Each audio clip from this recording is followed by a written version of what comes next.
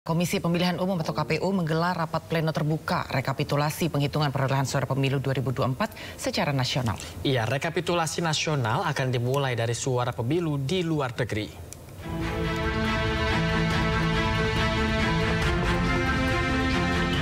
Komisi Pemilihan Umum menggelar rapat pleno terbuka rekapitulasi penghitungan perolehan suara pemilu 2024 secara nasional yang dimulai dari suara pemilu di luar negeri terlebih dahulu. Dari 128 PPLN, 127 diantaranya telah selesai melakukan penghitungan perolehan suara. Tersisa satu negara, Malaysia, yang kemudian menyusul dimulai penghitungan suara ulang.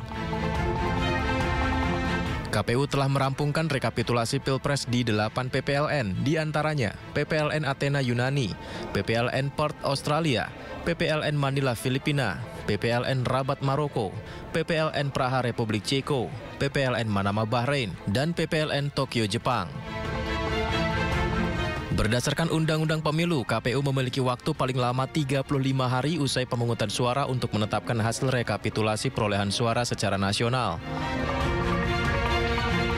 Jadwal rekapitulasi diantaranya, Pleno Kecamatan 15 Februari hingga 2 Maret, PPLN 15 Februari hingga 22 Februari, Kabupaten Kota 17 Februari hingga 5 Maret, Provinsi 19 Februari hingga 10 Maret, Nasional 22 Februari hingga 20 Maret.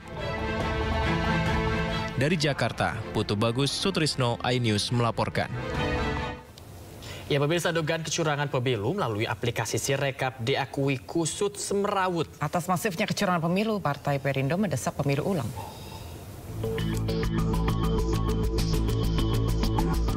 Lebih dari 2 pekan usai pelaksanaan pemilu, hingga hari ini dugaan kecurangan masih masif disuarakan. KPU sendiri mengakui aplikasi Sirekap kusut semrawut. Terbaru, KPU mengaku sudah mengoreksi anomali perolehan suara di 154.541 TPS.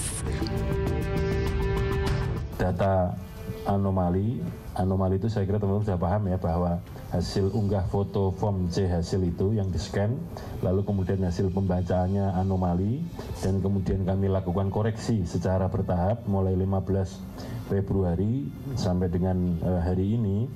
Jumlahnya adalah sebagai berikut. Untuk pemilu presiden dan wakil presiden sebanyak 154.541 TPS, 154.541. Yang kedua, untuk pemilu DPR RI sebanyak 13.767 TPS atau 13767 TPS. Untuk pemilu DPD sebanyak 16.450 TPS atau 16450 TPS. Sementara untuk data anomali, temuan data anomali dan kemudian hasil koreksinya untuk pemilu DPRD provinsi itu dikerjakan oleh KPU provinsi, dan kemudian untuk pemilu DPRD kabupaten kota di PDI Perjuangan, PKS, Partai Nasdem, PKB, hingga Partai Perindo kompak menyuarakan kecurangan pemilu. Selain itu, Partai Perindo mendesak untuk diadakannya pemilu ulang. Masyarakat juga bisa melihat secara langsung terhadap Sirekap ini, dan mereka tidak mengetahui secara sungguhnya apa yang terjadi. Karena ketika KPU menyatakan bahwa prosesnya sudah benar, tetapi hasilnya lagi-lagi tidak pernah benar. Untuk itu, sebagai bagian dari sikap Partai Perindo yang selanjutnya adalah kita minta agar pemilu baik terkait dengan Pilpres maupun Pileg yang hari ini kita tidak tahu terkait dengan kebenaran hasil yang ada, maka Partai Perindo mengajukan pemilu ulang. Pemilu ulang ini menjadi sangat penting dan sekaligus menjadi pelajaran bagi demokrasi kita agar penyelenggara tidak main-main.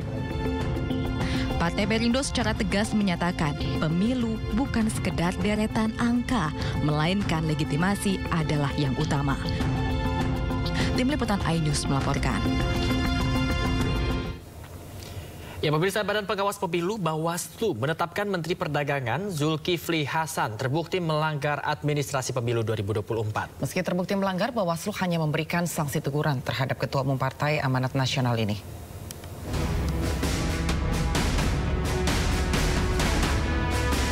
Badan Pengawas Pemilu Bawaslu menetapkan Menteri Perdagangan Zulkifli Hasan terbukti bersalah melanggarkan administrasi pemilu 2024. Hal tersebut diungkapkan Bawaslu usai menggelar sidang terbuka pembacaan putusan dugaan pelanggaran administrasi pemilu 2024.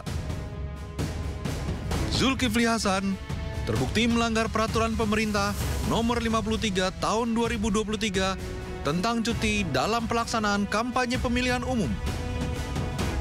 Meski terbukti melanggar, Bawaslu hanya memberikan teguran kepada Ketua Umum Partai Amanat Nasional tersebut. Meyakinkan melakukan pelanggaran administrasi pemilu. 2. Memberikan teguran kepada terlapor untuk tidak melakukan perbuatan yang sama di kemudian hari.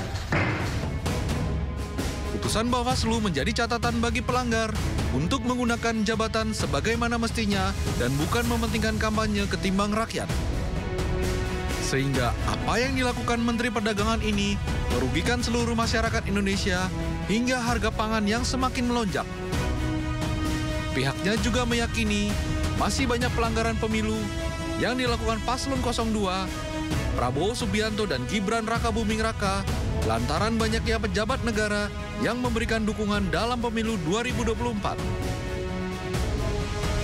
Dari Jakarta, Rian Rahman, Eri Nugraha, Muhammad Firmansyah, iNews melaporkan. Ketua Majelis Pertimbangan P3 Romahur Muzi alias Romi membantah kabar bahwa P3 akan mendukung pemerintah dan akan mengesampingkan hak angket. Ya, Romi bahkan berpendapat hak angket diperlukan untuk mencari fakta berbagai dugaan kecurangan pemilu yang banyak muncul.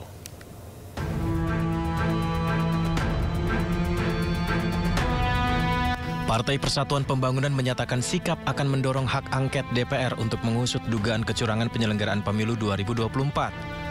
Pernyataan tersebut langsung disampaikan Ketua Majelis Pertimbangan P3 Romahur Muzi alias Romi. Pernyataan tersebut sekaligus membantah kabar P3 tidak kompak dengan partai koalisi pendukung Ganjar Pranowo Mahfud MD lainnya terkait penggunaan hak angket.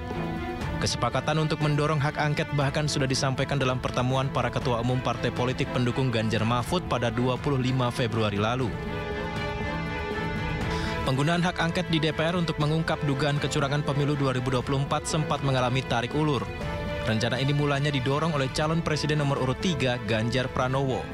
Bak gayung bersambut dalam kekecewaan yang sama di tengah hasil quick count, kubu Anies Muhaimin pun menghendaki hal serupa. 3 parpol pengusung Anies Muhaimin yakni Partai Nasdem, PKB, dan PKS juga berencana menggulirkan hak angket di DPR. Kedua kubu mencium dugaan kecurangan yang terstruktur, sistematis, dan masif di pemilu 2024. Namun ketiga parpol dari koalisi perubahan tersebut masih menunggu keseriusan PDIP sebagai pemilik kursi terbanyak di DPR untuk segera mewujudkan hak angket.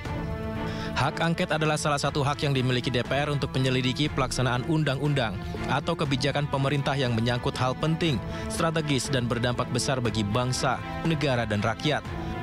Meski hak angket tak bisa serta-merta mengubah hasil pemilu, namun hak angket diharapkan bakal membuktikan adanya praktik lancung dalam pemilu.